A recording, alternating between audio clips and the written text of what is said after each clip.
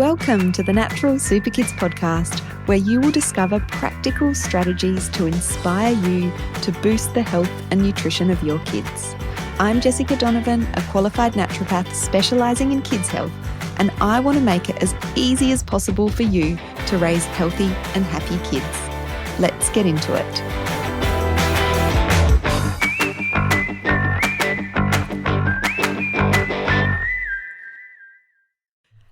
Hello, welcome back to the Natural Super Kids podcast, or maybe it's welcome to your very first episode of the Natural Super Kids podcast.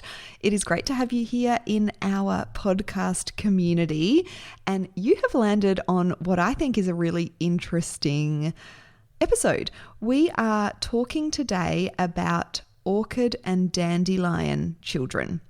And this is a concept that I spoke about in a very short video on our Instagram account late last year in December 2023, and it resonated with so many of you. So I thought I would dedicate a podcast episode to it. Now, on that, if you're not following us over on Instagram, make sure you come on over and give us a follow. We often talk more about the topics that we're talking about on the podcast. We present different highlighted information or key points from the podcast in different ways over on Instagram.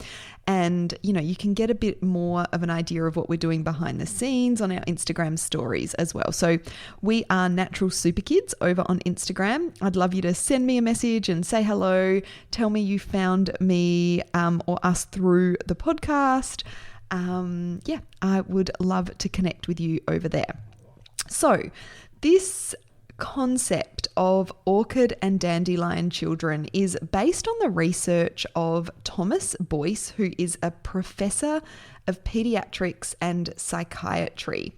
He has written a book on this research and this idea called The Orchid and the Dandelion: Why Some Children Struggle and How All Can Thrive. So if you want to dive deeper into this, you can get your hands on his book. He's also got a great TED Talk. It's about 20 minutes long, and you can hear more about the research that he did to come up with this concept of orchid and dandelion children.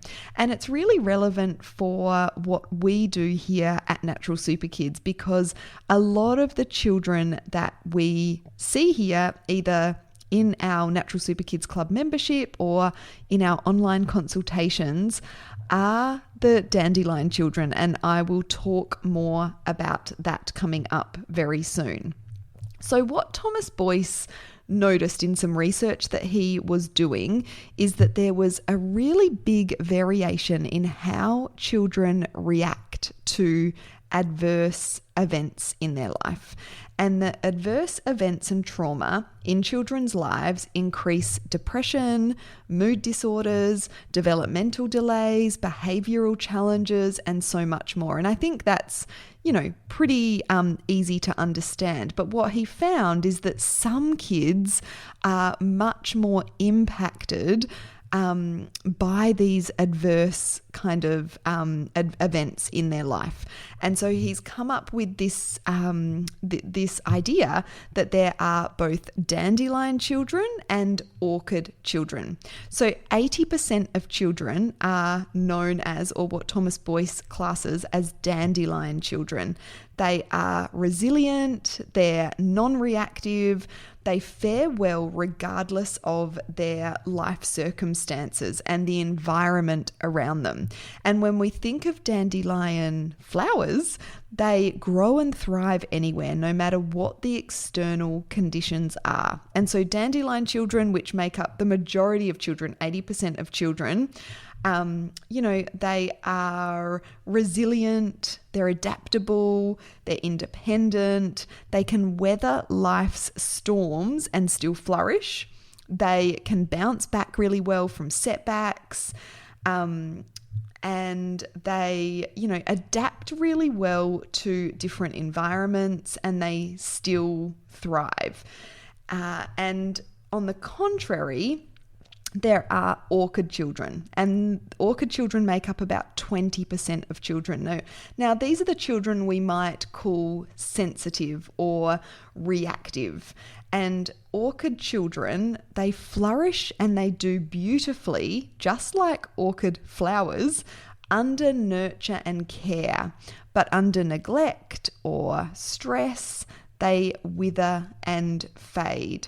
So generally, orchid children are that they're shy, they can come across as withdrawn, they have sensory hypersensitivities, and they are very much affected in often a negative way by the environment around them. So just like orchid flowers, they require a lot of care and attention, but they have amazing potential to flourish in the right conditions. So this is, very similar to what our orchid children present as.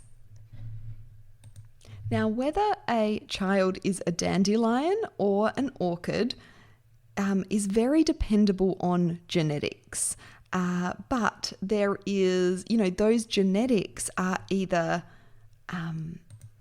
expressed or not based on the child's environment. And this is the whole sort of idea behind epigenetics, is that yes, we are born with certain genes that we cannot change, but things like food, nutrition, environment, toxins can affect how our genes are expressed.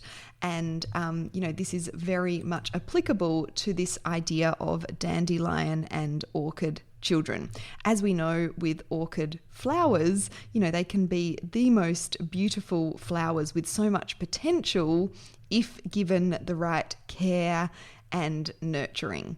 And so as parents of orchid children, it feels like a big responsibility, right, when we hear this, that as long as we do our job well, our children will, flourish. But there is so much more to a child's environment than just us as parents. There's the school environment, there's, of course, the home environment, and other kind of caretaking environments that the child may experience throughout their lives. So orchid children, sensitive children, reactive children are often the kinds of children that we are supporting here at Natural Super Kids, because they commonly present with symptoms and conditions that we have a really good reputation for helping. So orchid children will often have sensory challenges. They may get irritated by tags on their clothes or their socks. They are easily affected by noises that are too loud or smells that are too strong. They're often fussy eaters because of, sensory issues and the fact that foods can taste really strong to them as well. And textures can be a problem for orchid children as well. Orchid children definitely have a higher incidence of things like anxiety, depression, mood issues, behavioural challenges as well. It can be really difficult to get the attention of orchid children because they are bombarded by so much sensory information and easily become overwhelmed. So this can lead to learning challenges in a school environment. Adults might see orchid children as being dramatic, overly dramatic or reactive, but they are only, being true to the enormous world that exists inside of them. From a skin and gut perspective, kids that are these orchid children commonly can present with sensitive skin, eczema, hives, digestive issues, food intolerances. So they can be, they can have allergies and intolerances to food or environmental. They can suffer with hay fever or gut issues because their digestive system is quite sensitive and reactive. They can have sleep issues. They become run down easily. They're affected by stress easily. So, what we might think as just a normal sort of occurrence or episode, an orchid child might see as quite stressful and become run down. They can get sick really easily with viruses and things. And so this idea of orchid children not only affects a child's mental health, but can also affect their physical health as well.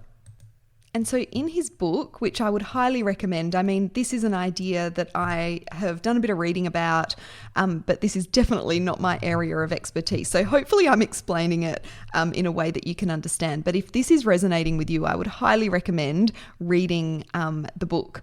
But I do want to run through a few key points that Thomas talks about in his book, about the sorts of things that we can do as parents to support our orchid children.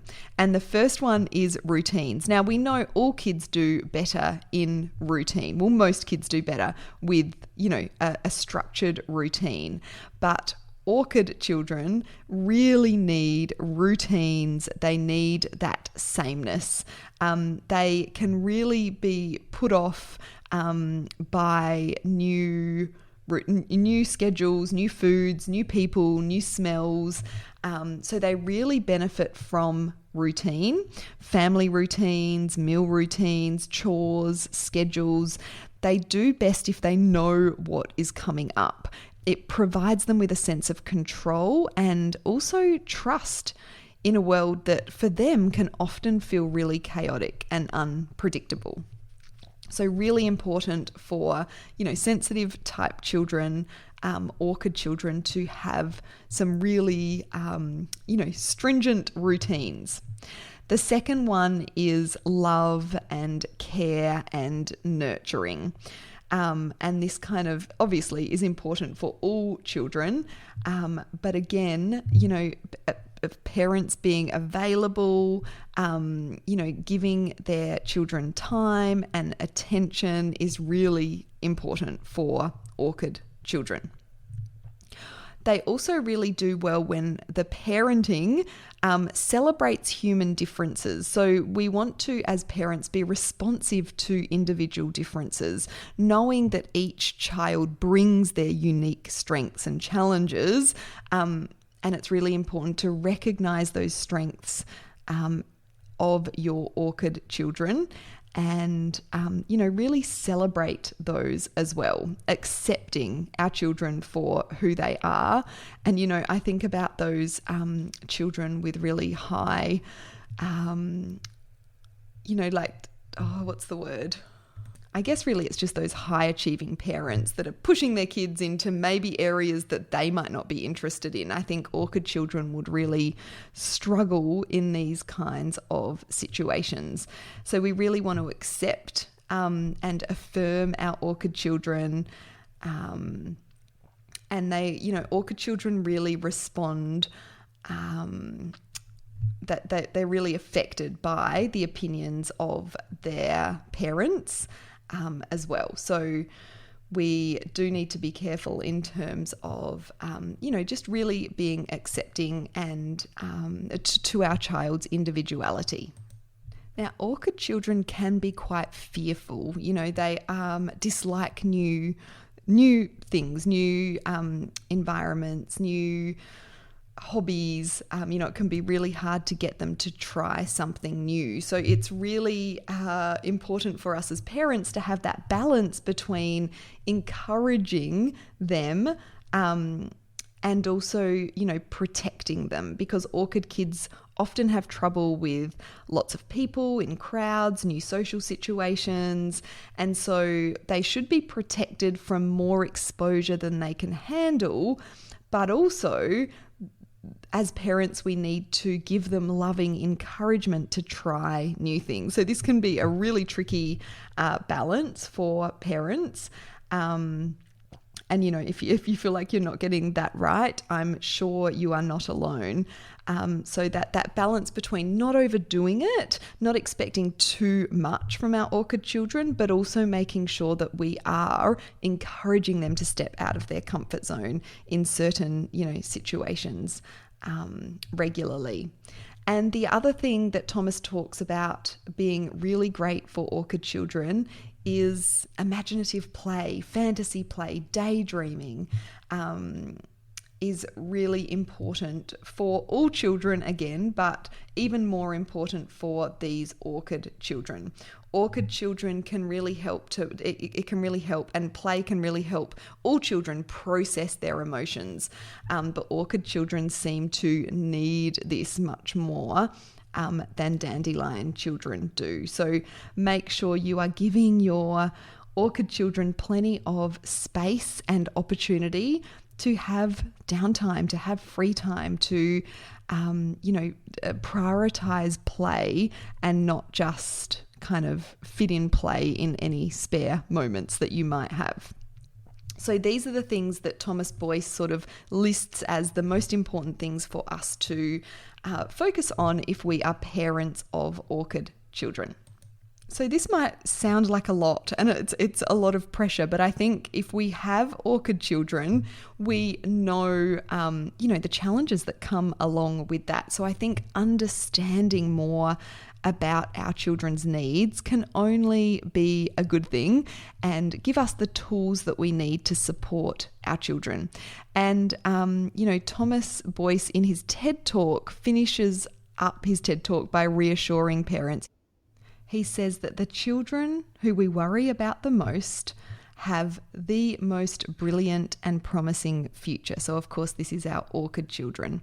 And under conditions of support and love, they can achieve enduring health, positive development, and astonishing achievement. So, although parenting orchid children can feel really challenging and difficult at times, just know that these are the kids with, huge potential and can really thrive and flourish under the right conditions. I really hope you've enjoyed this chat about dandelion and orchid children.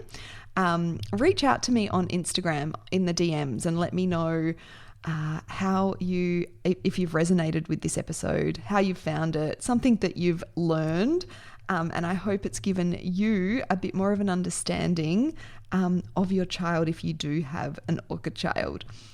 I will be back in your ears with a new episode next week. Until then, I hope you have an amazing week.